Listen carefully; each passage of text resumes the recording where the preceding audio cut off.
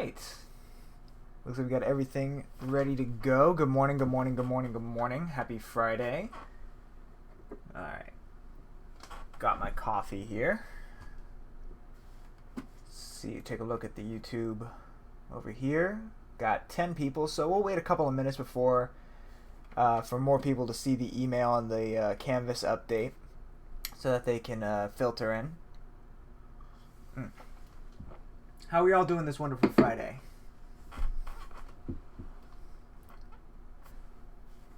Pop the chat over so I can see it update faster.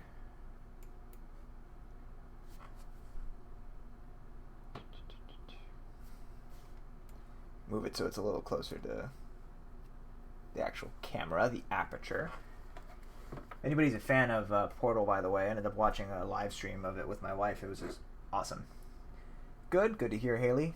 Jeffrey making cinnamon rolls for breakfast. Oh, that's awesome. Cinnamon rolls are the best. I'm doing pretty good. Got a presentation after this. A little nervous. You're gonna do good. You do good, Chandler. Emmy doing good. How was your birthday? Wonderful. Thank you for asking. It was a lovely, surprisingly quiet day. My wife told me, because I bought myself a Doom Eternal as a birthday present, and my wife told me that she actually liked watching me play it, which doesn't usually happen with games in the household, because it's a hard game and she likes watching me fail. So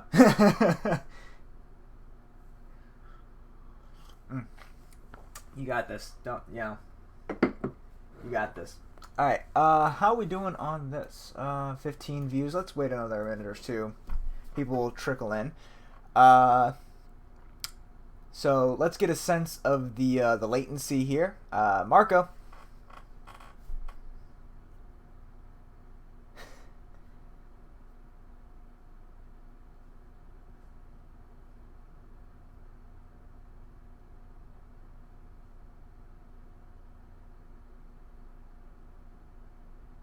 All right, Paula. Again, teaching in an era of social distancing is weird, and I know you guys also feel the weirdness too.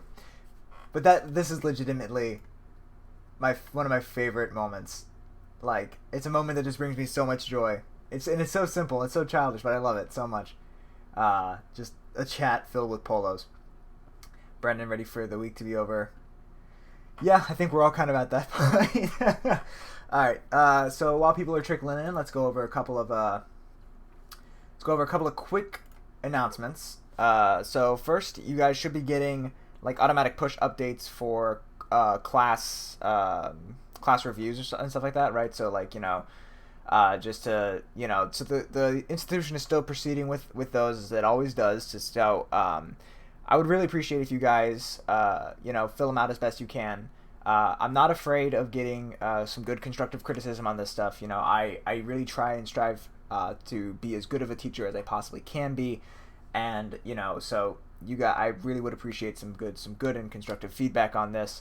Answer it honestly. I again really appreciate that good feedback because like I said, I want to.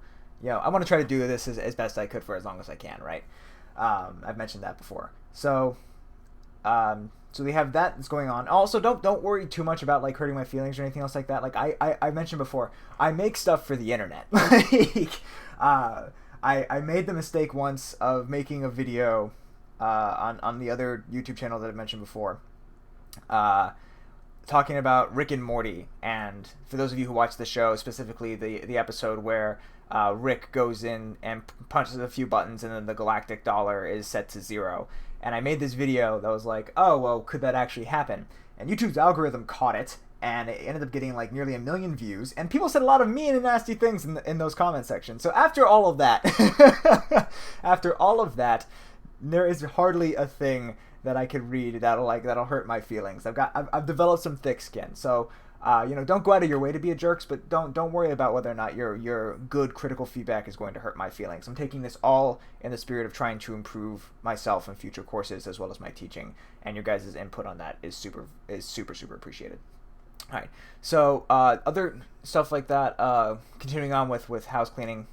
So today and Monday are the last substantive lectures. I'm going to keep office hours on Wednesday. Actually, I'm going to be emailing a couple of you guys to try and set up some Zoom appointments and stuff like that to go over some stuff that we previously talked about over email. So Wednesday will be mostly for Zoom appointments and stuff like that. So everything can kind of progress and all the stuff that can be accomplished by the end of the semester will be accomplished. The due dates are the same for the essays and everything else like that. As I've mentioned before, please let me know if you're having any issues, right? We can talk about extensions. We can talk about, alternatives if you have a medical issue or something like that, because a few of you guys have emailed me with these sorts of things. So extensions and alternatives and things like that is something I'm more than happy to be able to help you out with, because, again, we are all in weird times. We got to stick together, right? So don't hesitate to email me if you're coming into some serious problems. Here to help. So next class will be the last substantive one on Monday, and that's going to be talking about, we've gone on this long journey together, right? This journey that was weird and wonderful in terms of the class, and then it's outright weird because of the rest of the world, right?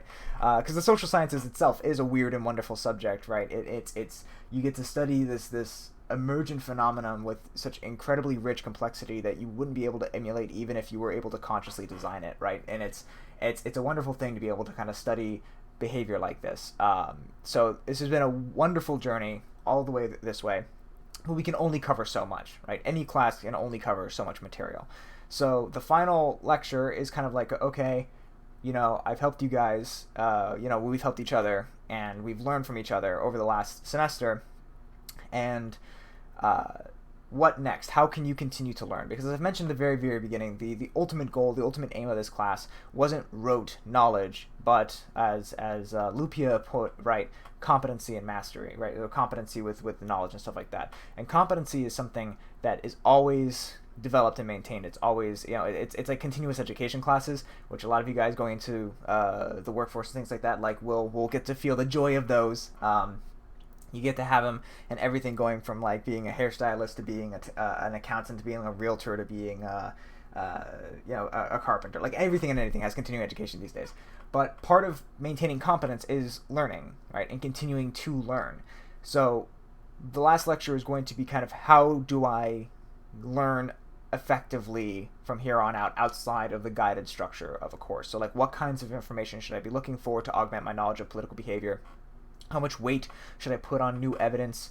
What kind of evidence should I be looking for? How much should I discount blog posts versus laboratory experiments versus one thing versus another, right? So we'll be talking about that on Monday, kind of as kind of a general overture of the class. On the syllabus, I originally had no class on Friday because it was supposed to be a reading day and an exam review day. The exam, like I mentioned before, is going to be structured just like the first one, except it's going to be on Canvas. It's going to be open book. So, we can still have a review session if you guys want. I'll send out a little poll over the listserv to see if you guys want that. But my inclination personally is to just let you guys, rest, work on your essays and study yourselves. I know a lot of you guys have mentioned that a lot of other classes are still kind of pushing full steam ahead right now. Giving you guys Wednesday and Friday to be able to triage the rest of your life and academic responsibilities is kind of my personal inclination. But I'll send out that email and see what the collective thinks about that. So, the chat hadn't gone down. Polo by Ralph Lauren. Side question, it's alright to turn in the short writing assignment tomorrow, right? Yes, Brandon, it's totally fine. I wish I could redo my evaluation because I would have added Commander Shepard. This is my favorite class at the Citadel. See, but here's the thing. You and I both know, so that reference, you and I both know that you could just go around to every class and say that and have no repercussions. So that'd be a really hollow thing. Never seen a show more ruined by a fan base than that show.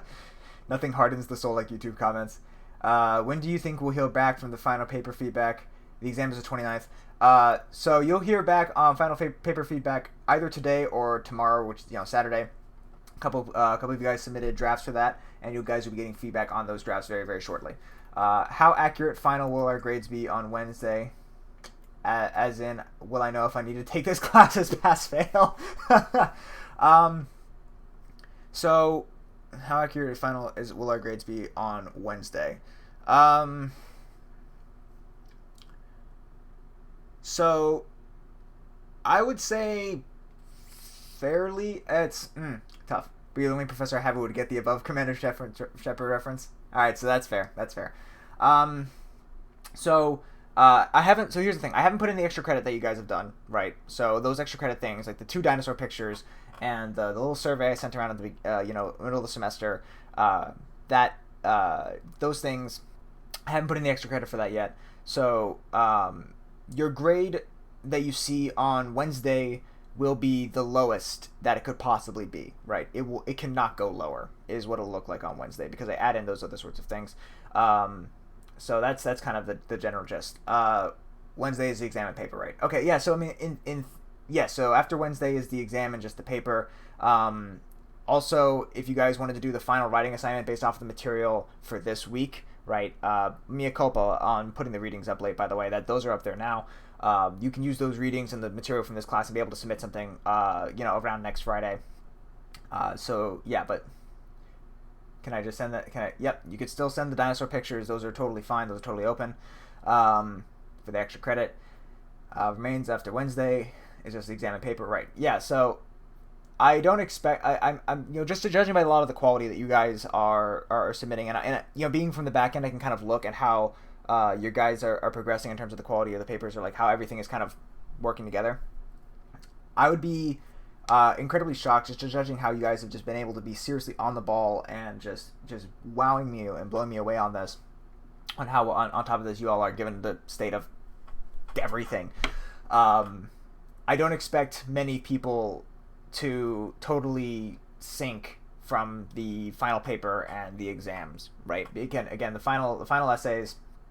If everyone submits final essay of a similar caliber that you've been submitting of the prior essays, your grade isn't going to fluctuate dramatically. So generally, like I said, what you see on Wednesday, more likely than not, I have to hedge everything, right? It's the statistician in me.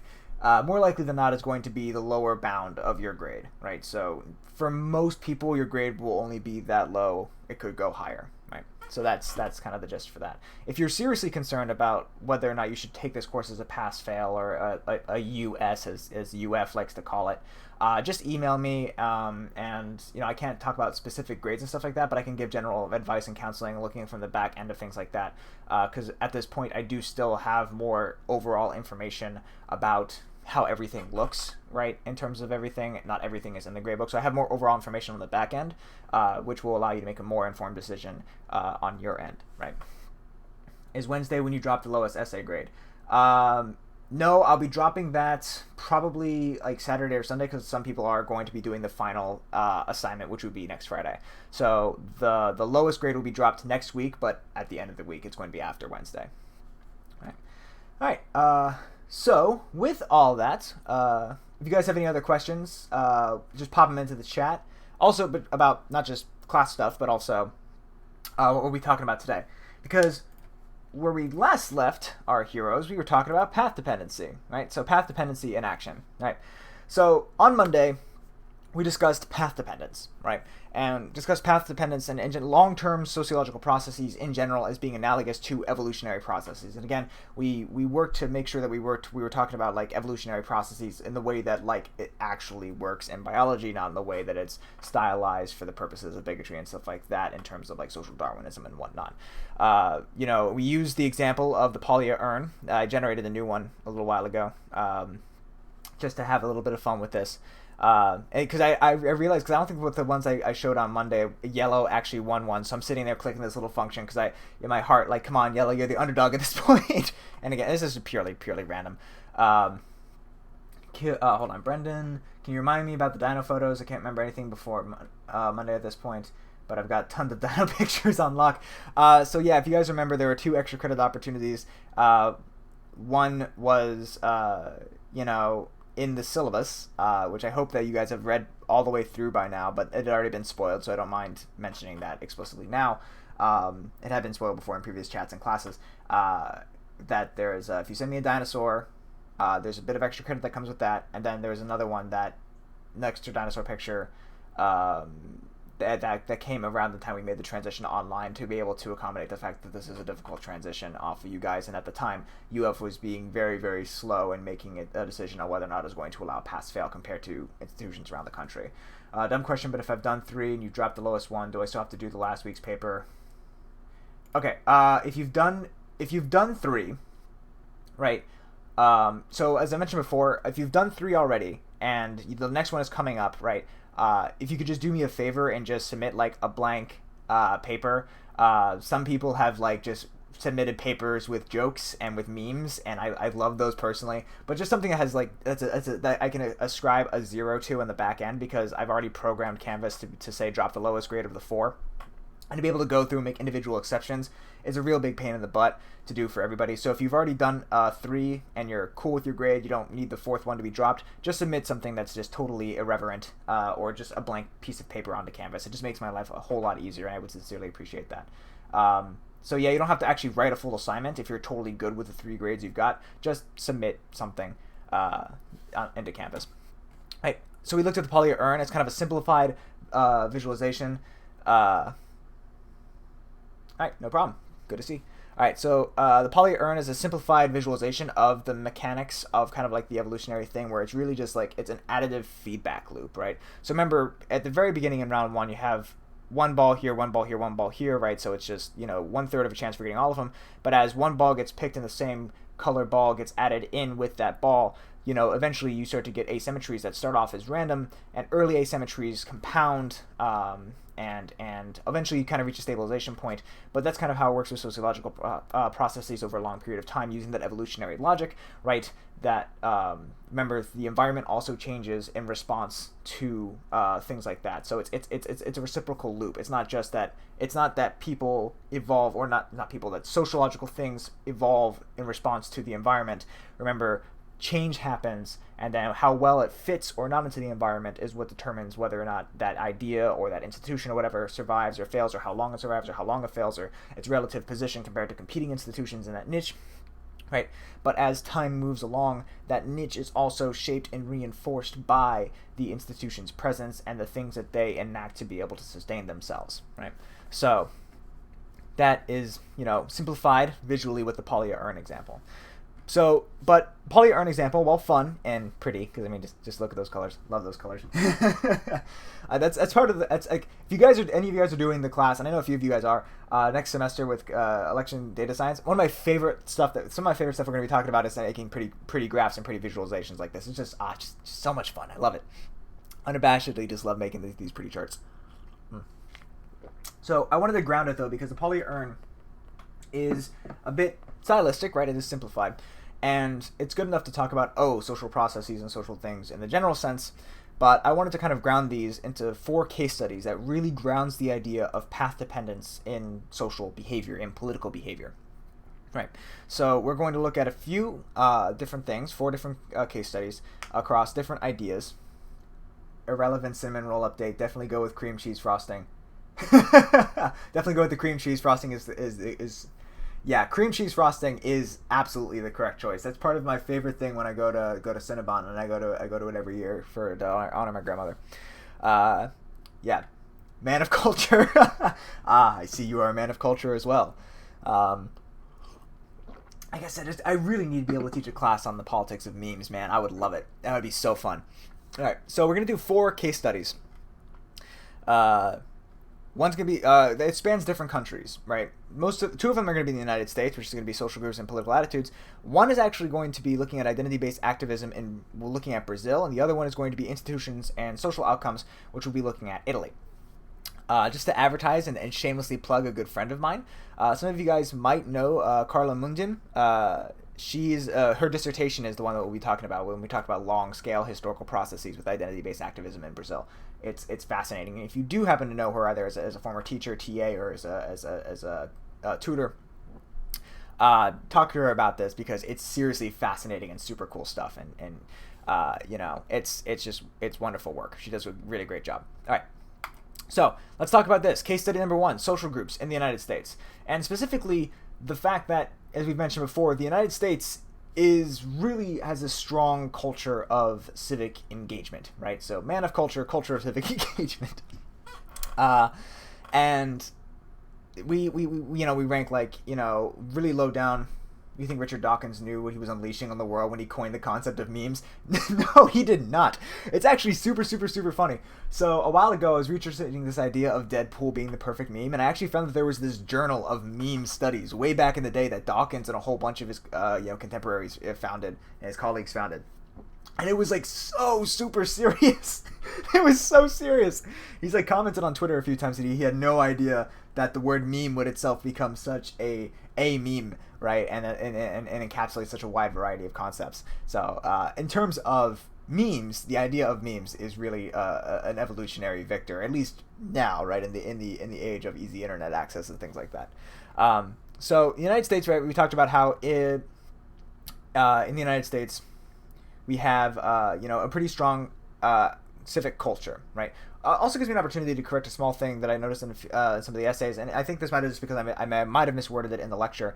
I mentioned that a big part of this, historically, for why the United States is very, very high on volunteerism, has to do with the nation's religious backgrounds and religious history. A lot of these organizations, a lot of these groups were founded in the early nation's history with some sort of religious tie or were part of a religious organization explicitly. I mentioned that that different cultures' level of civic engagement, has different countries rather's levels of civic engagement have different reasons behind that. But one of the reasons in the United States is, it's actually a fairly non-secular nation compared to other industrialized countries. Right, but that's to say that is one cause among many. It is not the only cause, and I saw some people who were writing their essays kind of oversimplify it a bit, and it might have been I might have misworded it or something like that because it's hard to gauge when you're talking to the tiny little pinhole on your phone, but that's possible that I misworded that a little bit. So I wanted to clarify that a little bit. I think I put in some details on those people's individual essays, but I just wanted to make sure that I cleared the air of that particular notion, that it's one of many causes for why the United States has a strong civic culture, right? And that goes into the path dependence. Wait, what other frosting would you go for? I want to say focus, but admittedly, this is an important topic. No, all right. You can just do icing. Like a lot of people just put icing. Like I saw some people. I think it was on like Nailed It. One person tried to put like royal icing on cinnamon run buns, and it's just the wrong one. the right answer. Right. So the way that civic engagement in social groups in the United States operates is a function of path dependence in more than a few ways.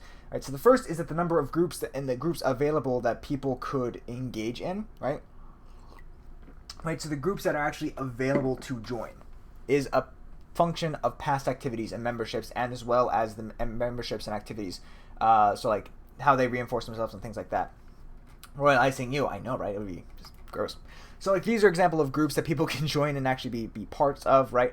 But these groups also have, the PTA is a far more recent addition to the idea, because you didn't have like push for public schooling until like you had the turn of the 20th century and things like that. An innovation that I think we stole from Germany. I definitely know we stole kindergarten from Germany.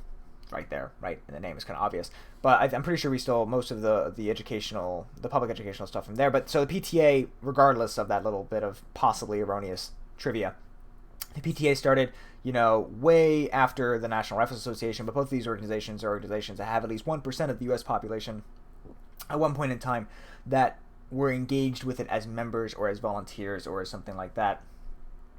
And so these organizations, as time progresses, right, they can either consolidate smaller groups into them, or they could work to try to get structures and laws passed to try to make sure that they continue and they promulgate. Like the PTA in many small municipalities and stuff like that, like the PTA is like super, super powerful and super strong in terms of getting educational policy passed.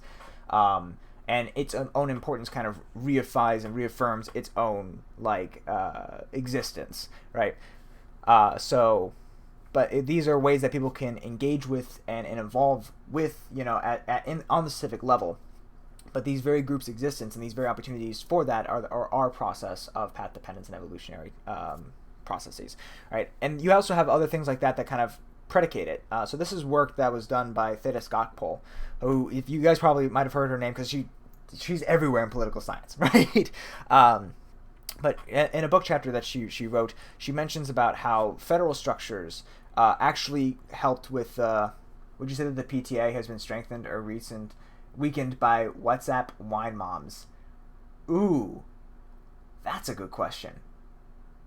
I honestly don't know, but that is a good question. Huh. I don't know.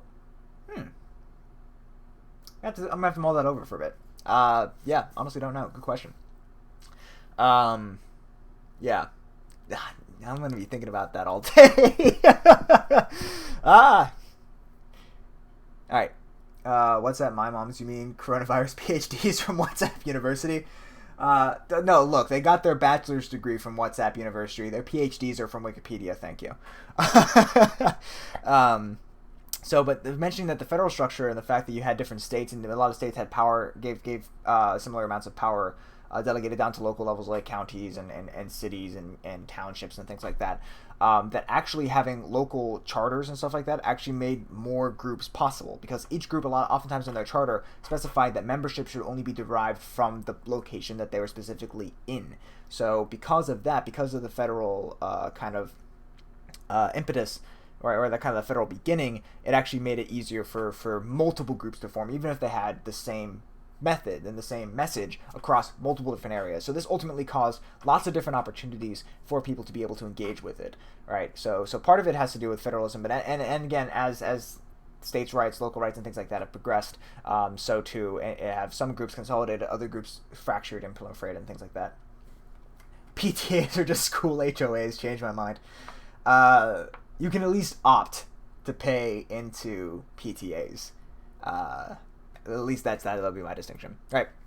So case study number 2, identity-based activism in Brazil. All right. And again, this is the dissertation work of a good friend of mine, another PhD candidate here in the Department of Political Science, Carla Mundum, and talking about native or indigenous rights and protests in a whole bunch of different South American countries. Right. So her work involves, a lot of archival research, a lot of interviewing, where she actually go on the ground and interview members of indigenous activist organizations and members, high-ranking members of indigenous cultures, and talk to them about their ideas and like the motivations and challenges behind organizing, and then actually tracing these back to the very earliest bits of colonization in South America. Right, it's a truly fascinating work. Right, so I'm putting her chart, her idea up, because otherwise I couldn't articulate it as well as her. So I just wanted to put it up so I can kind of describe the process of how this undergoes. Right, so her theory in general, and she tests this, and again, it looks pretty damn good from where I'm sitting, and I've been fortunate enough that we've been able to talk a lot and be able, I've been able to see this this work very closely. So you have high levels of political pre-colonial complexity. So the amount of complexity that exists before Spain ever entered the continent, right? Part of that is based off of high concentration of natural resources, as well as the high concentration of labor and things like that. But then when you add in the presence of a mercantilist colonial power, in this case, Spain, Portugal, right? When you have high levels of pre-colonial complexity, it's actually easier to hijack, right, and be able to use those to extract natural resources. And through the extraction of natural resources, you end up causing what she terms ethnic disarticulation, which is basically fracturing of many local and small social groups that helped maintain the identity of the whole. Because if you think about a lot of the indigenous cultures in South America around the time of colonialization, like they were, they had they had like nuclei of like large cities, right? So you think about the Inca as an example, and it had like larger cities, but in reality, a lot of it was really just like smaller townships, like spread out throughout the empire, and those were tied together through shared notions of kinship and shared notions of social groups and things like that. And places with high political complexity prior to the the colonialization, actually they were able to hijack that and erode those notions of solidarity and erode those identities, because the individuals then were like forced into mine work and other things like that, based off of the amount of natural resources and other things of that nature. So those so things that were happening in the past caused this ethnic disarticulation, right? So this is dissolution of group identities, and that dissolution of group identities, right, ends up causing ultimately through other things like homogenizing nation building and assimilation response, which, while super important to our theory, less important to what we're talking about right now, ultimately you can kind of get this idea that if you have high levels of ethnic disarticulation, given context where nations are built in these areas that kind of like are meant to exclude the native populations, which happened a lot in South America. It happens a lot, frankly, in a lot of places, including in North America, to build states and stuff like that kind of exclude the native populations, right? That when you have that combination where disarticulated and excluded, it's very, very difficult to have a very strong indigenous movement that is able to actually accomplish change in these countries, right? So you end up having fragmented and weak indigenous movements as a consequence, not of small decisions, but ultimately decisions that started off from things that came all the way back, right, to just before colonialization, right? So even things that go back centuries can ultimately bias the outcomes. And again, so if you think about the Polya urn, right, imagine if instead of having the 3 balls, right, you had 2 balls of one color and then 2 separate others, right? Having that initial bias towards an initial thing, you are vastly more likely to then have an outcome where the ones with with the same color are strongly biased and dominant, right?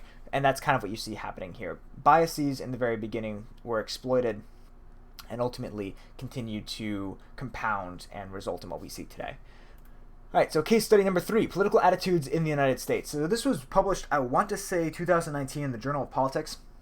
And this talks about attitudes towards attitudes towards oh gosh, I mean, I have it right there on the PowerPoint, but I'm trying not to read it overtly. So attitudes about racial threat, attitudes, in terms of feeling thermometer versus black and white. So a lot of racial attitudes, basically. Looking at racial attitudes in locations that had high concentrations of slaves in the 1860s, right? And then they found, interestingly, that white individuals living in the South, right, who had high concentrations of slaves in the 1860s, actually were more likely to feel more coldly towards African Americans, have higher levels of racial resentment, and more likely to oppose affirmative action, right, than white individuals who don't live in these counties. So to clarify this and to make this point a little more clear, what this research is arguing and saying is that so people who live here in South Carolina are more likely to have more resentment than white people who live here than white people who live here, right? So it's comparing white individuals within the South to other white individuals in these counties, right? Even controlling for like conservatism, even controlling for a whole bunch of other things that we know can bias, like age, obviously, is another one. In some places, religious tendencies, obviously, another one. And so this is what I mean by it can't be fully explained by just feelings of racial threat and resource inequality or social sorting, or the period of social sorting that happened in terms of migrations and migratory patterns and stuff like that going in the South from the 1860s to today. Like these researchers actually looked at these explicitly and said, we can't explain all the variance that we're seeing. We can't explain the strength of this relationship by looking at these factors that we know to matter, right? And a whole bunch of other control variables that we know to matter. These things don't explain why white people who live in this area are more racially resentful than white people who live, here, right? It does not explain it. And I'm not saying white people who live there then, white people who live there then. I'm talking about like white people who live there now and white people who live here now. 0 to 21%. So that is looking at the estimated proportion of the county. 0 to 21%. I think that was just I cropped it bad. Thank you, Haley. That's a good point. I'm pretty sure I just cropped the image poorly.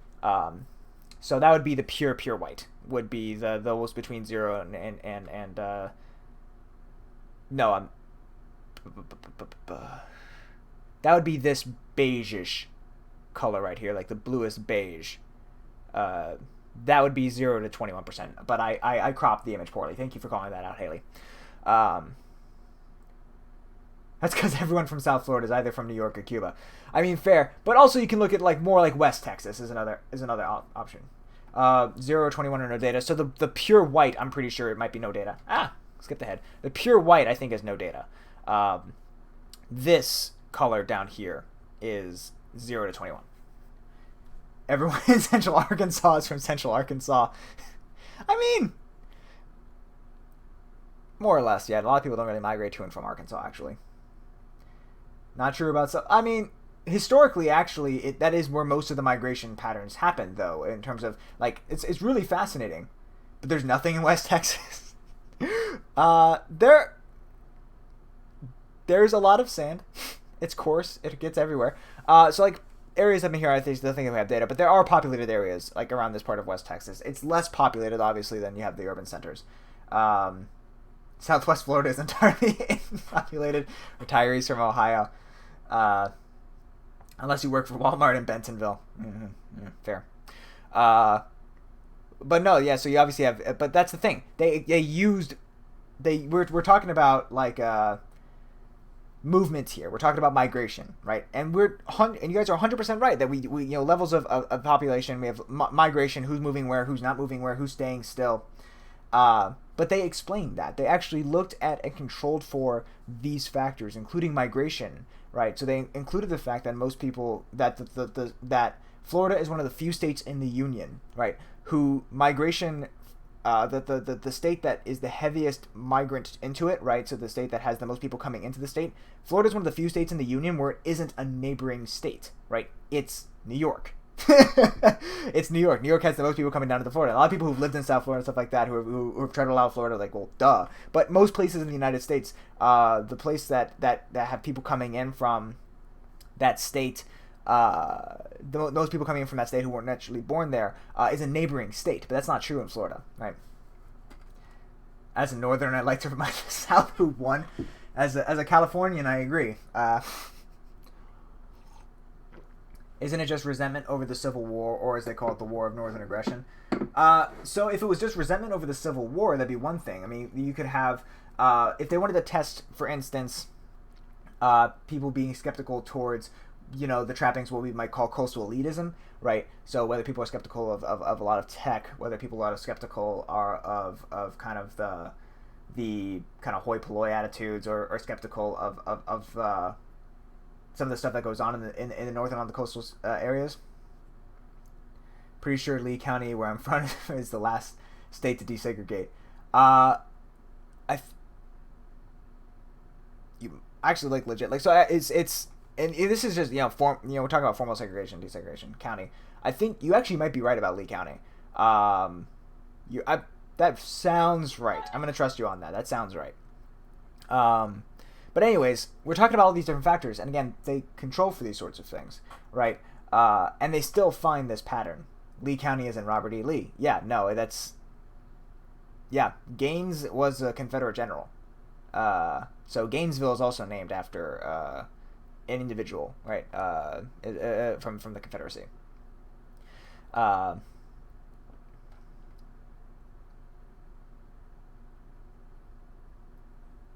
Abraham Lincoln. Is that a Freudian slip, Jeffrey?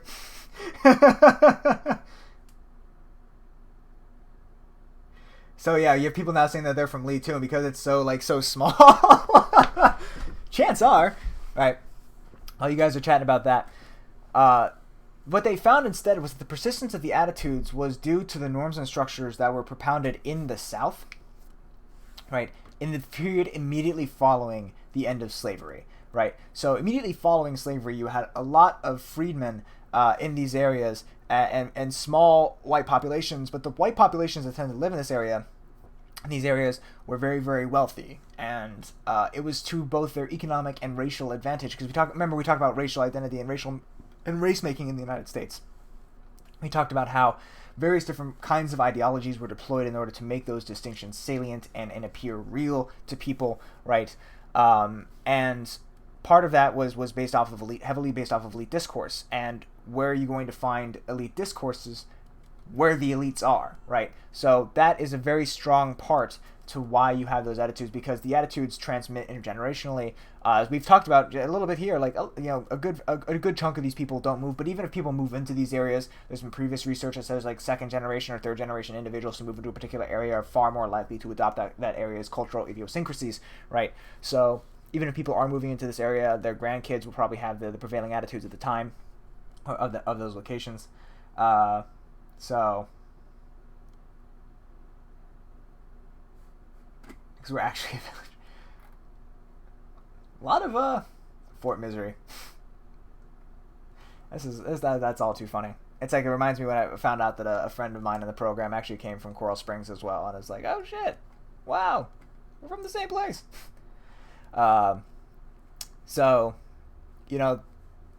this is, so you have those are the mechanisms. It's not just, racial threat, resource inequality, or movement, right? It actually traces itself back to the rhetorical strategies of white wealthy elites who were dependent upon the slave economy previously in order to maintain their privileged status in these areas, right? So again, talking about language, and we talked about previously how language and stuff like that is not just words, right? It actually can make massive impacts, and those impacts can last quite a long time, right?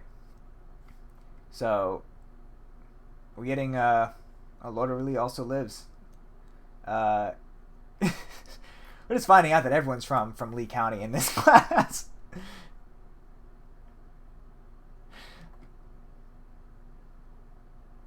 Dang. It's interesting. Coral slings, as we call it. Yeah. Well. Yep. Alright. So, moving on then. I think we shared tennis courts. This is just wild. I love moments like that. It gets really into the kind of the small world phenomenon and stuff like that. Middle high school, 1 or 2 in the state. I went to a middle high school. That is actually really interesting. That's not very common here in Florida. Cypress Lake. I actually ran against y'all a while ago. I mean, this would have been years ago. This is about, damn, at this point, 8 to 10 years ago was when I last raced against Cypress Lake. You're not good at much.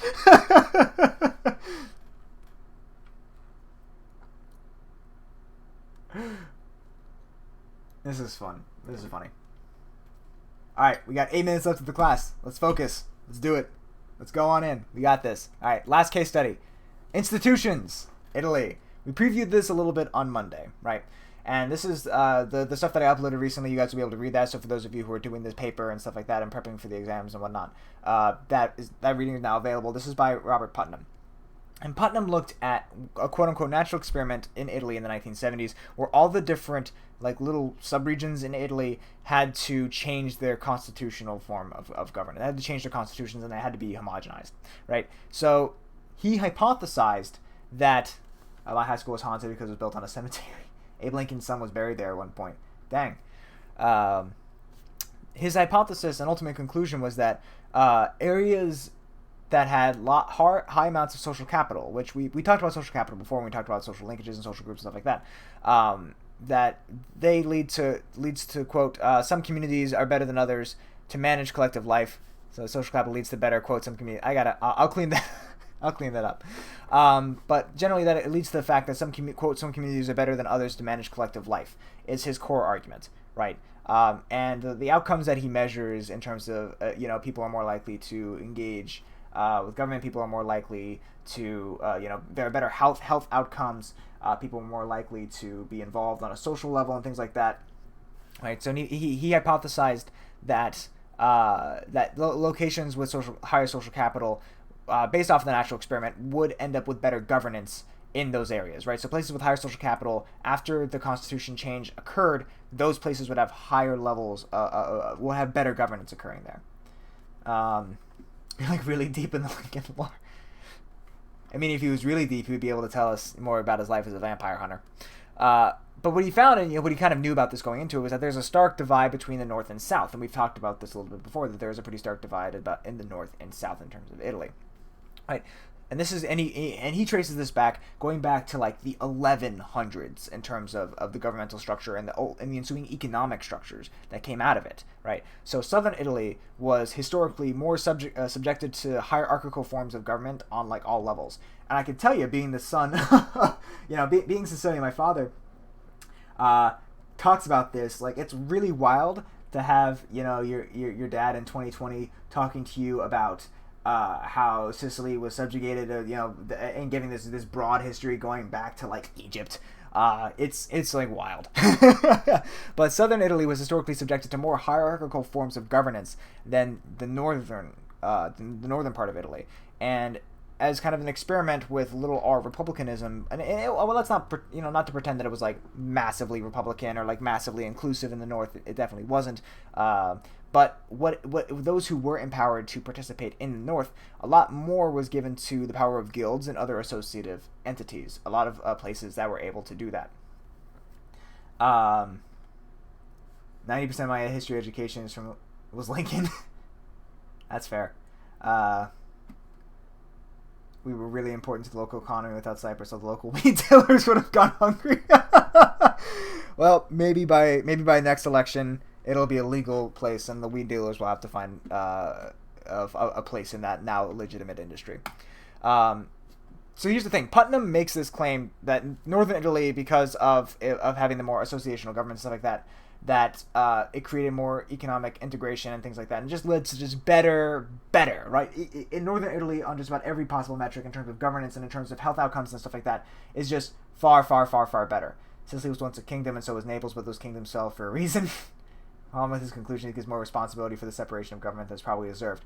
I mean, you're not wrong. I resent the for a reason ...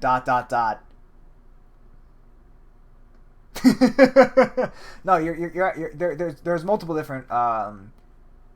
This is a good and legitimate criticism of Putnam, and this is one of many that many people have levied towards him about this. But we talked about this on Monday, and let's talk about this again, just for those who weren't either in the chat at that point or who hadn't gotten to that point. Government is a reflection of the culture of people, not the other way around. Right. I mean, I would say that. I mean, my personal inclination is that it's a reciprocal loop, although the point in which one of those arrows, like the weight of the relationship to which like the people are more important than the governmental structure in terms of conditioning outcomes and behaviors, I think that the weights of that relationship varies over time and based upon other factors, right? But I think that in general, there are lots of times and places where the culture and the people do determine that the government is a reflection of that. And you're right. So let's think about that let's dig into that for a second. If that is the case, right, and they use this federal system of government, one that was designed in a place with a lot of associational entities, right? So the kind of federal system that they had employed, it was kind of like partially modeled off of places similar to the United States where you had those social entities and social groups like that. Why wouldn't it then be better, right, in places that were otherwise socially similar, right? So that's an excellent critique. That's an excellent point. But continuing on case study 4, like we talked about before, this is COVID-19 cases in Italy. And if you look at COVID-19 deaths, obviously you see a fairly similar pattern. Northern Italy is hit far, far harder than southern Italy, right? And we talked about this before, right? So governmental histories mixed with geography led to a distinctly different kinds of economies. So you had a mercantile, and you had like trades organizations and banks and stuff like that more in the north, agricultural more in the south, and mercantile economies are far, far more densely packed. And we talk about this as evolution, right? We've talked about evolutionary processes, and part of evolutionary processes is the presence of exogenous variables, is the conditioning of the environment, right? COVID-19 is an exogenous force that is conditioning the environment right now. Closely dense and densely packed areas, while it may be good for health outcomes and social outcomes, right, during normal times for a variety of different mechanisms, that is not going to necessarily be the case when the environment is shifted such that proximity is penalized by a transmittable disease, right? So like that's the ability for any particular factor to deliver salubrious or to deliver negative outcomes, right, is going to be conditioned upon the environment with which it's situated. And we talked about this in genetics. We talked about this, multiple times throughout the semester, is that context matters, right? And context matters in the social world, especially because, as I've mentioned before a million times with that joke about how social science isn't rocket science because it's harder, things change over time, right? But the more they stay the same, right, the more they change, the more they stay the same, because you had that exact thing with the plague. This was a study published, I want to say 2018, 2019 in Nature,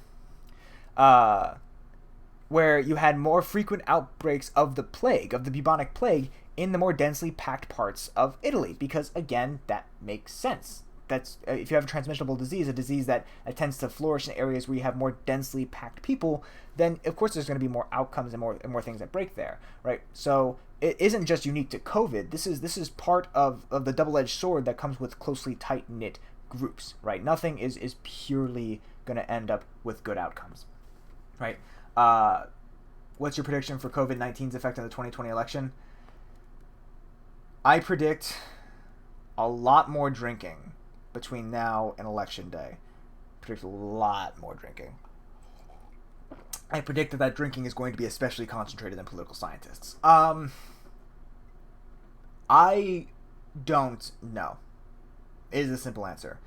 Because, like, part of how we make predictions is based off, in the social world, right, in social sciences, is based off of inference, right? And inference is based off of past activities, right, and past circumstances and past appearances. And we are dealing with very, very rare events with an outcome like this in a historical moment that is already pretty weird as it is for the United States. Also, can these press conferences get any more absurd? Don't ask those questions, because it always can. It can always get more absurd. It can always continue. It is not asymptotic. These sorts of things are never asymptotic. And it's not just press conferences. It's like my wife has a saying, it could always be worse. And what I've found is that regardless of how bad it is, that statement is always true, because some things in life are just not asymptotic. Absurdity and worseness are those sorts of things. But in terms of predicting COVID-19's effect on 2020, there is just so much going on. Like, we can try to relate what's going on in some instances to other instances. Like, maybe we could relate this recession to other recessions, but this recession is weird because it's more like a nationwide natural disaster. Well, okay, let's compare it to the Spanish plague, or the Spanish flu, rather, back in 1919, 1920. Problem is that we had levels of economic integration and global economic integration that didn't exist back then. So, like, we really don't have a point to compare and to reference this to, right? We live in America. There's much worse. Absolutely, yeah.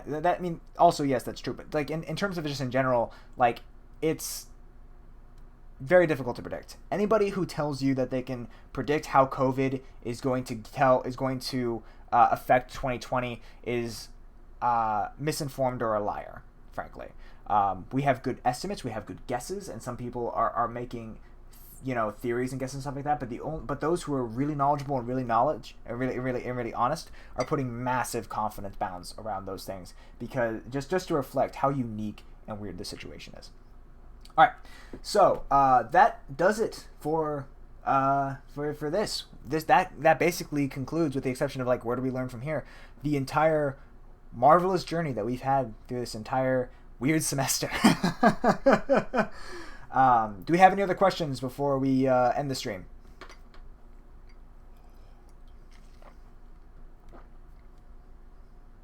I'll leave a few seconds so that the chat can populate with those questions.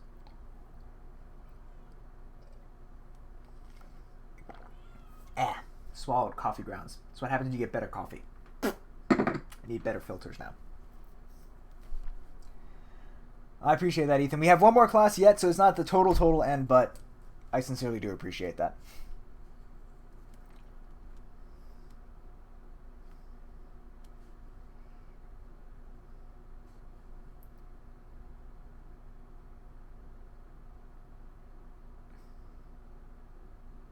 Oh, oops. It's fine. I'm never going to object. Why do you claim to be Sicilian and not Italian, but then also Italian? We're not interrogating me here. Like, the simple answer is for the exact same reason why I tell people I'm from Orlando rather than I'm from the small town of Chuliota, right? I'm very proud to be from Chuliota rather than Orlando, but it's just easier to give people a reference. And when you prioritize communication in your life, you just try to go from there. And then sometimes it just bleeds over into your normal discourse because you've practiced it so much. Believe me, when I got the census form and it's like, what kind of white are you? Which I could talk about for hours about that question. I put Sicilian in. I did not put Italian. I pissed off some poor person doing qualitative information at the census because it's like, oh my god, these people. Be prepared for the floods of memes and derailment Monday. I have plans. Don't worry.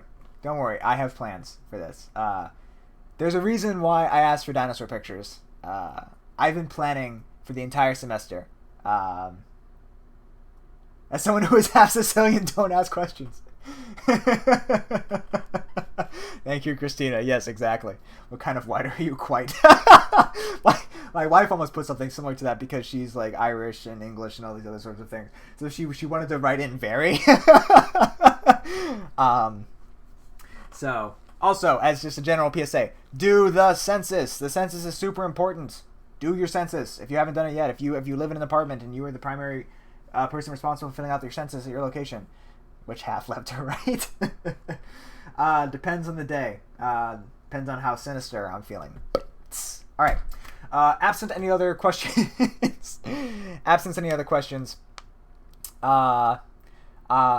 you guys have anything else, please email me. Again, if you have any questions, issues, concerns,